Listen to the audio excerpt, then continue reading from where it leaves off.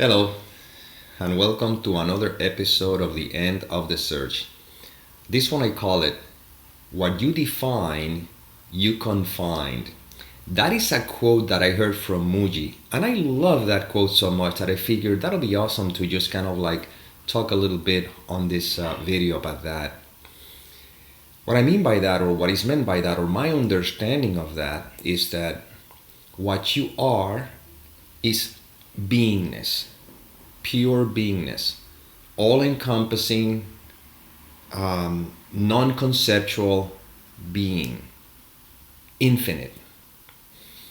But the moment you label that beingness into something, you have defined that as something, in this case, me, individual, person, and consequently, you have confined yourself to that limited idea of yourself.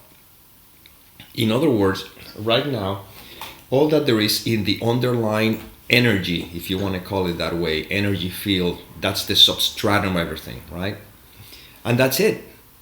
Now, if I take that energy field, for example, right here, you see what is defined as a cellular phone or mobile.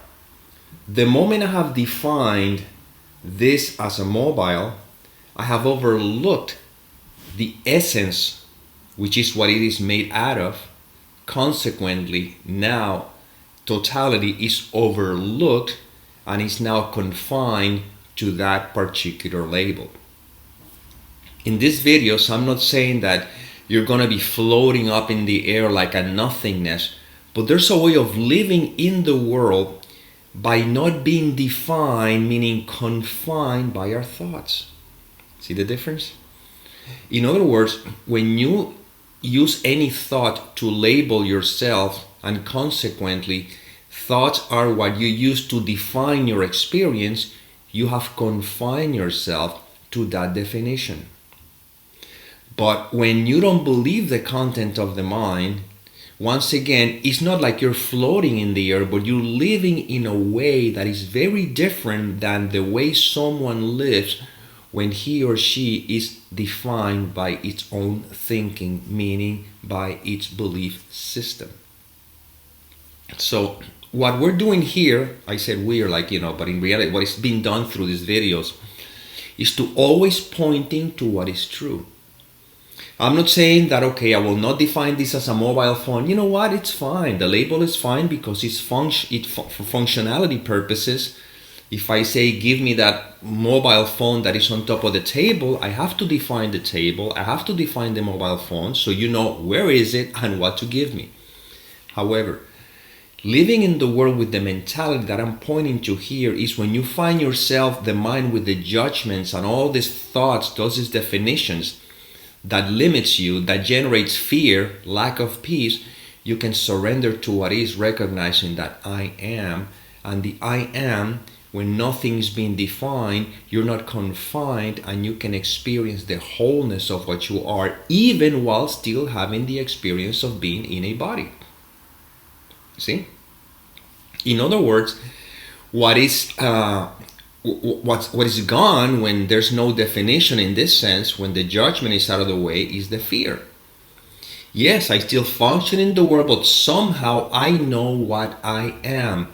Meaning that if a concern, oh my God, how am I going to do to pay the rent at the end of the month? In that moment, you know that these are thoughts that are defining you as a separate entity, and consequently, those definitions are coming with what's going to happen if or whatever. But when you remain as you are, realizing that the truth of the matter is that all that there is this instant, this moment.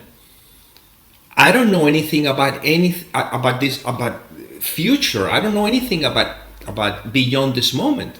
You see, you're resting in the fact that I am. And the idea of paying the rent or not is just a thought that is seen as a cloud that means absolutely nothing. And in that presence that you are, without confining yourself by these thoughts, you notice how life is naturally moving through you.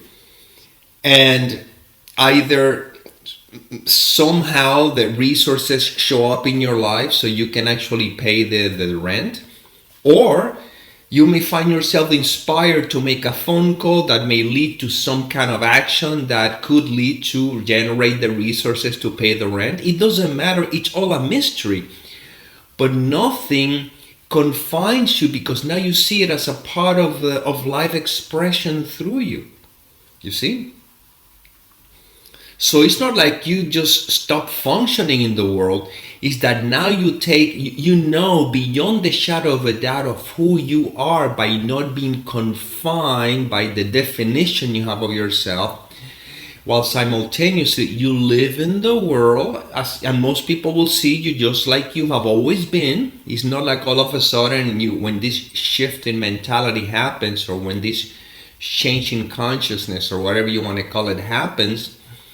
It's not like you're going to disappear and people are not going to recognize you, or they're going to be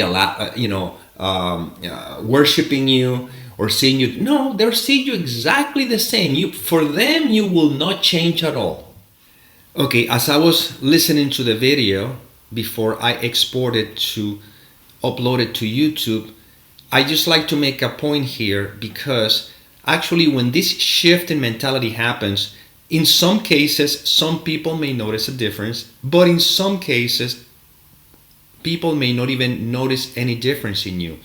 This reminds us of a beautiful quote from the Course in Miracles that says, "There is a way of living in the world that is not here, although it seems to be.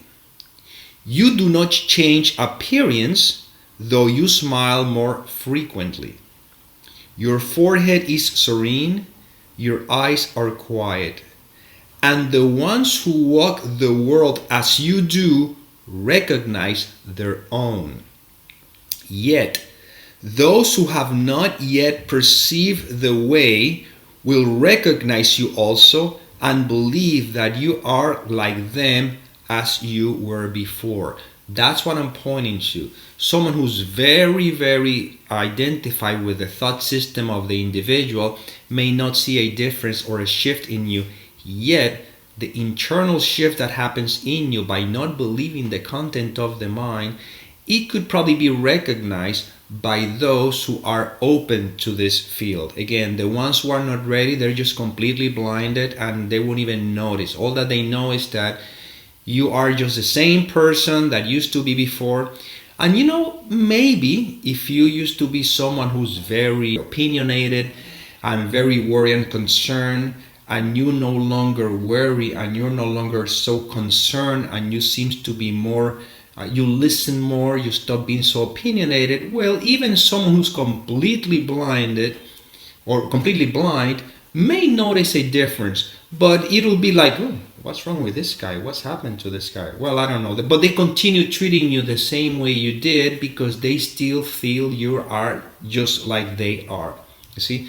That's what I wanted to see. But let's not get caught up into that. I just wanted to point that out because I did make the comment that people will see you just as before.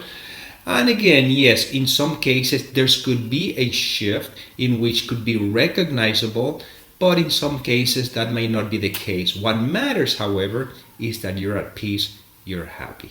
And now, let's continue on with the video. But within you, there's an inner shift where the worry and the concerns drops. Because all that there is this moment. Right now, whatever you think may be an issue in your life, maybe a concern about the future, whatever, because usually concerns are about the future, right? Which is a thought, by the way. So right now, let's put it to the test. This is not theoretical. I'm not here to give you theory so you can then in the future you eventually have the experience. No, you can have it right now. Right now, because you're having it anyway, except when you allow the content of the mind to define your experience, you find yourself confined by your thoughts, not by truth, by the thoughts. So right now, right this moment, whatever concern you may have, the first thing I'm going to invite you is to notice that that concern is a thought, isn't it? So we can agree on that at least. It's a thought. Okay. The thought appears. Okay? The thought wants to define your experience, wants to define possibilities, and now you're confined without realizing, not by any of the happenings of this particular of whatever the thought is telling you, because the thought is talking about what could happen or what may happen, and yet you're here. You are here.